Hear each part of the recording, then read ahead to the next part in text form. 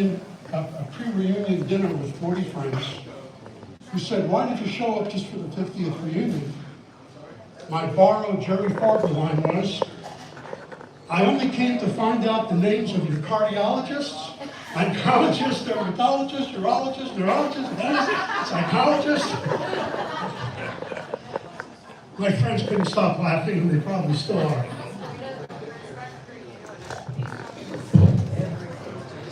This is an extraordinary evening of mirth, music, and mayhem. We are going to host, toast, and even boast about Jerry Farber. He's devoted the last 50 years, this extraordinary human being, of his life, serving on many boards for the homeless, conducting fundraisers for the food deprived, the ALS Foundation and the Make-A-Wish Foundations, and probably every charity from A to Z. Tonight, Jerry tackles cancer.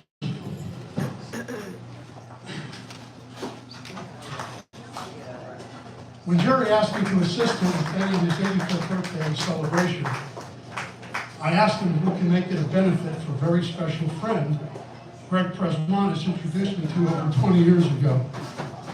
A Grammy-nominated singer-songwriter, David State.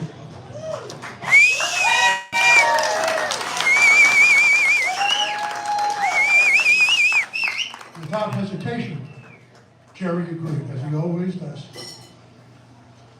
David Staten was recently diagnosed with stage 3 colorectal cancer. He's totally disabled to work and needs help defraying his monthly living expenses while receiving aggressive cancer treatment and radiation therapy. David is only 55, with a wife, Tawana, who's here, and 2 teenage daughters, Grace and Catherine, who unfortunately could not attend. May I have the pleasure of introducing David and Tawana Staten to you right now. Please stand up.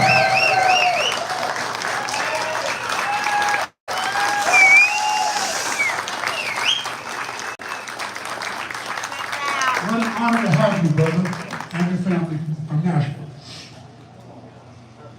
Lastly, I want to introduce 2 major co-contributors to this event with hearts of gold. First, Jeff Brainer, who has known David for decades and co-wrote a homage to the tragedy at Columbine High School entitled "Together We Can." It's on YouTube. This group effort will blow you away. It was recorded in Atlanta, Georgia. Jeff will conduct our live auction tonight and introduce David's acoustic performance of "Together We Can." And a brand new song he just finished that he's going to play for the first time in public tonight. And my dear friend David Leach, who never met David, but when I called him, he was familiar with his music and immediately volunteered to help. He's the CEO of Southern Marketing and Entertainment, a business I incorporated for him over 20 years ago, and he is known as Front Row Dave. If you need the best tickets in the house, speak to David Leach. Will Jeff Brainer and David Leach please stand up?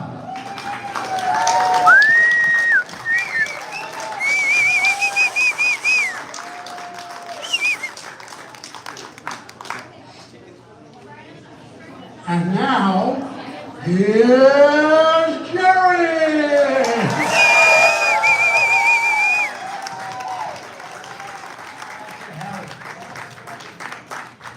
Yeah, well, 35 years ago, when I was 50, I guess, and I came to town, I met a man named Howard in South Houston, a friend. All I know was he was busy. He was also a lawyer, but doing these charities. He got me to donate my organs to the Kidney Foundation. And they called me every day, "How you feeling?" You know, I'm okay. Howard, thank you. Pat Salarino, David Leach, Pat Salarino, Italian. You know what the Italians hate Jehovah's Witnesses? They hate all witnesses. have to be an Italian. So I just want to tell you, I'm so grateful because I've done many shows at the Red Light. I used to live a few blocks from here in a little house, a one bedroom, no bathroom bungalow, just sold for $3.5 million. And always built it. You can smell Ansley Park. It's like 3 blocks.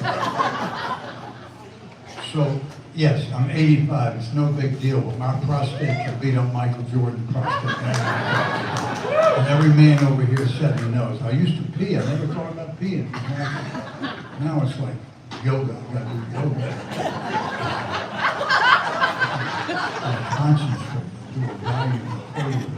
I listen to Cat Stevens. Tommy was look at the men acting like peeing used to be simple. Now it's the whole conceptual orientation of the developmental process. So what is Jerry Farber doing now? I want to tell you, 5 years ago I moved to Columbus, Georgia. At 80, I moved at 80 to another thing, but I still have friends here, kept doing shows. Most recently, and some of you know, you've seen the pictures. I have a friend, and she came tonight from Morrow, Georgia. It's about 35 minutes with her dear mother who's celebrating 87 years pretty soon. Excuse me, 88. God forbid. Jesus, Whitney, hit me. 88. Connie is 57, and she's a friend since she's in her 20s. And she remembered my home in Midtown where I had dogs, 4 dogs and a cat. And Connie called me a few months ago and said, Jerry, how are you doing? I said, I'm fine. She said, well, let me just tell you what's going on. I live in Morrow, still working, but I have 6 big dogs, pit bulls. Each weigh more than I do. Each one weigh more than I do. And I could use some help if you're interested in, I've got a nice home. I remember the home. I took my kid when he was, anyway, so right now I'm in Morrow, Georgia, and never loved waking up every day because I have something to do. What? I work out with 6 big dogs, big ones. Not little ones, they're Schwitzers. Little ones are cute, but big ones, I love big ones. And Connie's, I've never had a better hostess. And her mother, who lives about 2 blocks away, and we sit in the mother's hot tub at night and listen to Van Morrison. and it's as good as it can be. And obviously I had to give up pot, except when she's gone. So life is good, and I am really blessed. And now I know the meaning of really humble. I am humbled by having decent health. And when Howard called me about David Staten, who I did not know, but looked at, I said, oh yeah, this is what makes birthdays worthwhile. And to my dear parents, departed, when they were in their late 50s in Greensboro, North Carolina, they turned their birthdays, and yeah, we'll have some company, we'll have a little, but put something in a hat, and we'll donate it to the, we'll donate it to somebody else, which made the birthday parties after 40 years of doing it made it make sense. So if you will, this is a continuation of my dear parents, Sophie and Ray. I just want you to, there's so many friends here, and so many of you I've slept with. I don't know who to start with. In the front row, I'm going to talk about Barbara, because they're liberals, and sex was something to be shared. It wasn't something to be frightened of. And I'm talking about, and after we made love, do you remember this? I'm going back to when Sinatra wasn't born, and I looked at Barbara. She was wearing the same outfit. I'm going back to 1961. I just graduated North Carolina. And we had a, and I asked her, remember this, because you were lovely, you are lovely. I said, I'm not the first man you ever made love to, and I'll never forget it. And she rubbed her eyes and she went, you look familiar. It could have been the 3rd or the 5th, but she recognized it. And a lot of you at this table, you won't even acknowledge that you knew. But I do want to say this. David Leach taught me this. David Leach used to teach human sexuality at Brandeis University. And David told me that sex without love, Howard, you know this better than anybody else. That sex without love, it's empty. Animals do it. Jim Jordan does. Ron DeSantis does.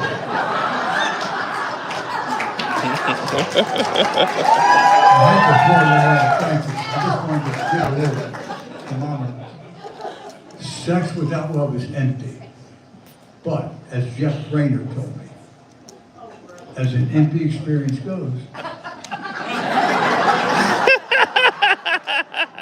pretty good. It's better than a root canal. I mean, if the good Lord comes to earth and she says, Mr. Parker, you got to have empty sets of root canal. Anyway, I've only got a couple of minutes before, and this is for real. So when I asked Howard to help, I said, Howard, I'm worn out. I'm just tired of putting on shows. Many were tolerated, but not really well accepted, where people were speaking and making toast and roast. I said, I don't want to do that anymore. I've already done that since the punchline when I was 60. So Howard said, Jerry, if you trust me, let me help. Well, he didn't just help, he created what you'll see tonight, which I'm more looking forward to than even the show I did with Woody Allen, Mel Brooks, and which I'm making up, I never did the show. So, when I asked Howard to help, well, he contacted people you're about to see in a few moments.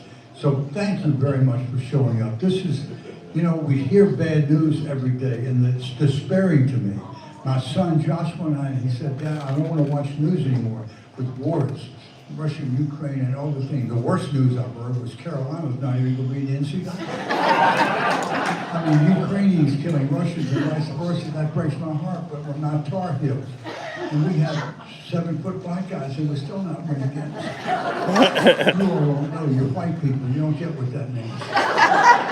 But when we lose to Wake Forest, I'm dead in the world. I didn't mean to go, but I'm just trying to tell you my truth. Because we are all here for a short time on this earth. In the room, we are black, we're white, we're Jews, we're Gentiles, we're straight. David, we're not straight. We're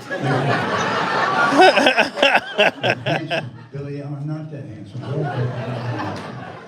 We're sensuous. Not that sensuous. There are two things, and some of you remember Freddie Hirsch, my oldest friend, is here from Fairburn, Georgia, with his children and his lovely wife, Laura. And before I get off, I just need to tell you, my oldest friend in life, truly, as I told kind of you about Freddie Hirsch. Freddie, just raise your hand for a moment. Freddie Hirsch, Woo! 85 years old. He's from Charlotte, North Carolina, and we met when we were 12 years old.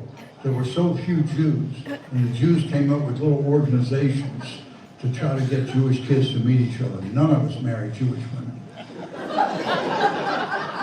But I was dating, the Jewish woman that I loved, Laura, his wife, of now 65 years. And we were dating, and I could never get her bride. They wore, women in that day, they wore a bride. It was like a federal prison. And I could not unstrap the bride. So after 30 minutes one night, I was 19, she was 18, she was at Women's College, University of North Carolina, I was at Chapel Hill. I couldn't, and she looked at me, she said, she put her hand on my head so sweet and said, Jerry, let's just be friends. And I meet your friend Freddie Hirsch, who was an All-American baseball player. And they had children and great-grandchildren, and they're lovely, and we're still very close, and they live close to Morrow, Georgia. Freddie Hirsch and Laura and their children, thank you for coming and making the effort. And all of you, Donna, all of you, too many names to mention. So that's it for this part of the show. But you're going to come up, Howard, and do something, I think. Boy. Thank God for that one Jewish expression. Boy, never had a teenage or father, boy.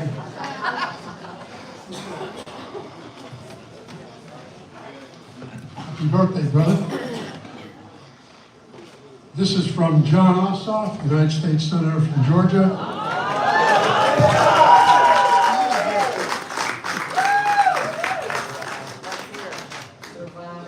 Please allow me to extend a heartfelt happy birthday. Reaching 85 years of age is no small feat.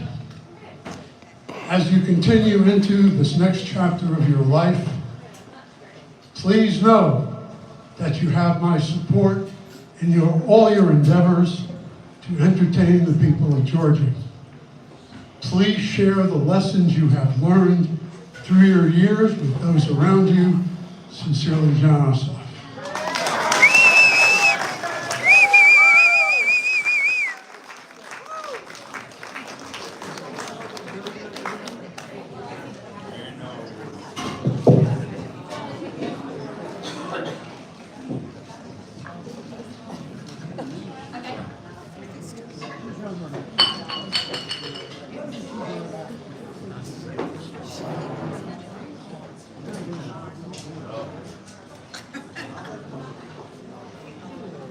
This is a proclamation for Jerry. Oh, okay. Actually, you don't even introduce me.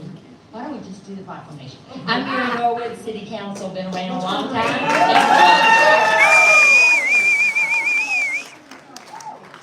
So, this is from Atlanta City Council, celebrating the 85th birthday of Jerry Farber. Whereas the Atlanta City Council is pleased to recognize Jerry Farber, Atlanta's ambassador of mirth, music, and storytelling for over 6 decades, as an acclaimed and recognized treasure. And whereas Mr. Farber is Atlanta's official court jester, Jerry Farber has entertained hundreds of thousands of loyal fans and continues performing stand-up comedy to delighted audiences throughout the Southeast today. And whereas, there's more. And whereas from his start at the Claremont Motor Lodge's Jungle Room as a pianist, for over 60 years, he has had regular gigs at the Lark and the Dove in Sandy Spring and Jerry Farber's Side Door, adjacent to the Landmark Diner on Roswell Road, near my house. Whereas Jerry's most notable honor is his entertainment site on Far Road in Buckhead that was cited by the New York Times and Encyclopedia Britannica as the first non-smoking nightclub in the United States. And whereas fans voted Jerry in the AJC and WSB radio polls as one of the top 5 celebrities in Atlanta. Mr. Farber was Atlanta Magazine's Entertainer of the Year 3 times and Cobb Magazine's favorite storyteller. And whereas, almost through, and whereas throughout his illustrious career, Jerry Farber has served the Atlanta community as an advocate on boards of directors for the homeless and has dedicated countless shows to charitable organizations. Whereas, finally, we salute your efforts and honor your commitment to Atlanta and its entertainment industry. Now, therefore, be it resolved that we, the members of the Atlanta City Council, on behalf of the citizens of Atlanta, do hereby recognize Jerry Farber for your countless efforts to strengthen our community through laughter, music, storytelling, and your extraordinary, generous support. Yes.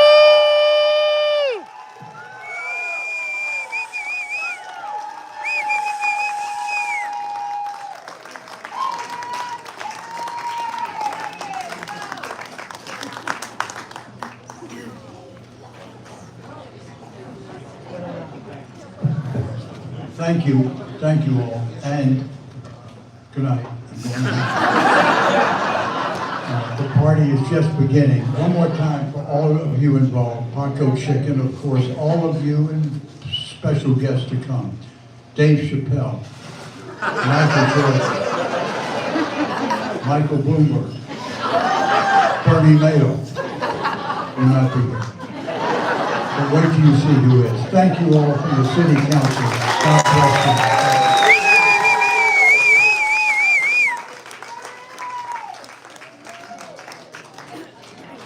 And now we're going to have Frank Sinatra and Marilyn Monroe.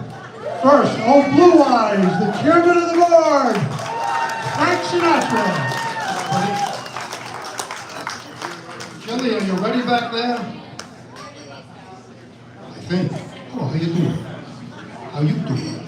I tell you, this is the best father-daughter dance I've ever been to. Look at this crew. Well, you two I worry about. You good? I'm good, buddy. Now there's a dance floor right here. We got a 2x2 inch. Howard, $25 to dance with Howard. That's a way to raise money, right, brother? I think you guys are too young for Sinatra, but I'm going to do it anyway. Someday, when I'm all alone, when the world is cold, I will feel a glow, just thinking of you, and the way you look tonight. The re-repetition. Yeah. Yes, you're lovely, with your smile so warm.